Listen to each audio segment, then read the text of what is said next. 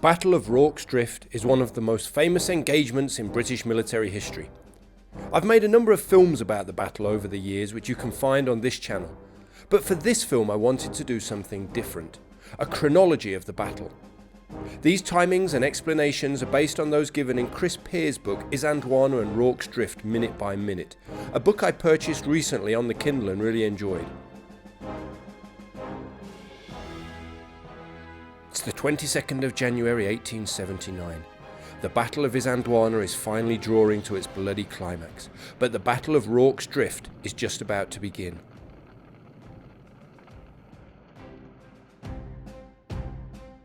– 3:10 p.m. Just over 10 miles away from Isandlwana, Lieutenant Chard of the Royal Engineers, resting in his tent overlooking the Buffalo River, sees two men galloping towards him from the direction of Isandlwana. One of them is Lieutenant Gert Ardendorf of the Natal native contingent, who tells Chard that Isandlwana has fallen and the garrison has been massacred. While they're still talking, a messenger arrives from Lieutenant Bromhead over at the mission station about a kilometre away, asking Chard to come at once. 10 minutes later, and Lieutenant Bromhead is holding an urgent conference with Surgeon Reynolds, Acting Assistant Commissary James Dalton and the other officers. Bromhead, whose name is actually pronounced Brumhead, has already ordered the wagons to be loaded, but Dalton, a former NCO in the regular army, talks the officers out of abandoning the post, realising that they would be easy pickings for the Zulus if they were caught in the open.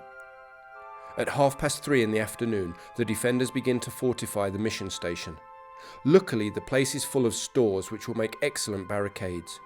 Bags of mealie meal and biscuit boxes are used to build barricades that link together the corners of the hospital and the storehouse. The locally recruited black troops of the Natal native contingent are instrumental in getting this job completed.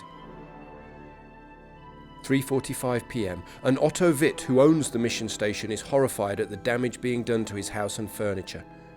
Worried about his family, who he has left 30 miles away at Msinga, he decides to leave while he still can.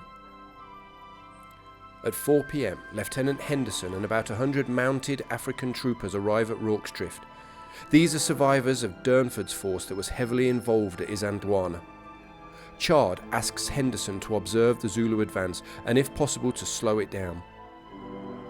They ride off around the southern flank of Shiani Mountain and soon disappear. But just 15 minutes later, there's the sound of firing behind Shiani, and moments later Henderson's troopers come galloping back.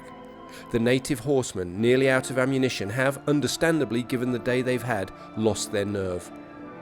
As these mounted troops leave the mission station, the local NNC levies, who have been really helpful in building the defences and never considered themselves combat troops in the first place, drop what they're doing and follow them.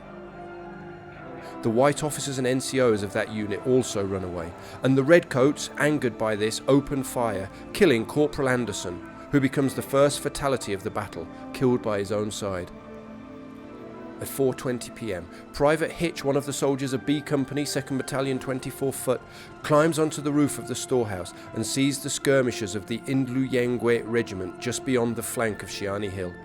The Indluyengwe, the youngest of the regiments involved in the Zulu attack at Rorke's Drift, begin to advance. They sweep across the south side of the mission station and around the north, opposite the front of the hospital. It's now 5:10, and the Zulu commander, Prince Dubulamanzi's other 3 Zulu regiments are now beginning to arrive on the scene.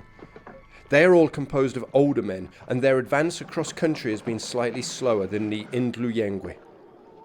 They now follow around the shoulder of Shiani Hill and immediately launch a succession of ferocious attacks against the wall of mealie bags on top of the rocky ledge on the north side of the British position.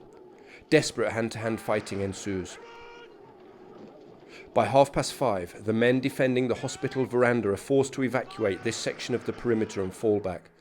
Fortunately, Lieutenant Chard has constructed a short wall of mealie bags linking the northwest corner of the hospital to the main defensive line, and this becomes the new front line. The withdrawal, though, gives the Zulus the opportunity to get right up to the front of the hospital under cover.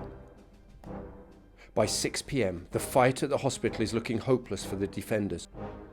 Chard realises that it's only a matter of time before the Zulus break in, and he orders the defenders to retire to a line of biscuit boxes which cross the main yard, linking the north wall with the corner of the storehouse. This means abandoning the hospital, but there's no way to warn or to help those still inside, including the sick and wounded, whose chances of survival now look bleak. But given the scale of the Zulu attack, Chard has no choice but to contract the perimeter and order the men to fall back. At around 6:30 p.m, the Zulus attempt to set fire to the hospital by throwing burning spears into the thatch and forcing the defenders to evacuate the building. But luckily for the Redcoats, the thatch is still damp from recent rains, and the fire only slowly begins to smoulder. 7:10 p.m. While the brutal fight for the hospital is still raging, Chard orders the construction of a redoubt out of 2 piles of mealie bags which have been left in the yard next to the storehouse.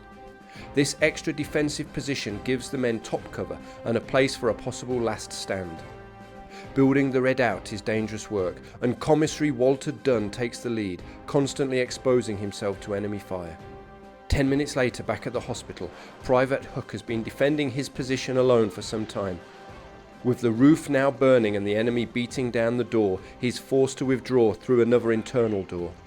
The injured Isihoso warrior of the Natal native contingent who he had been with is unable to stand up from his bed and is quickly stabbed to death by the Zulus. Hook then finds himself fighting desperately. He defends another small door for some time. Hit in the head with a spear he barely notices, though the wound will bother him for the rest of his life. The last survivors of the hospital now try to evacuate the wounded through a window on the east side of the building. It's now 7:30 and only one soldier is left behind, the delirious Sergeant Maxfield, who, mad with fever, resists all attempts to move him. He's quickly stabbed to death. The fight for the hospital is now over. 7:40 p.m. and the reduced perimeter is much easier to defend, but it has a vulnerable point at the corner on the right of the biscuit box barricade. The Zulus, understanding this, launch a series of charges at this exposed spot. Lieutenant Bromhead along with Hitch and 5 other soldiers are there. It's a desperate fight and most of the defenders are soon wounded. The rocky ledge is now providing shelter for some of the attacking warriors, and so an NNC corporal originally from Switzerland named Ferdinand Scheiss spots the danger and decides to deal with it. He surprises the enemy by crawling along the wall and then attacks them with his rifle and his bayonet, clearing the danger. This is an act that will eventually see him awarded a Victoria Cross. 8 p.m, and by now it's almost completely dark. The hospital roof is burning, which casts a flickering light across the battlefield, making it impossible for the Zulu warriors to advance unseen.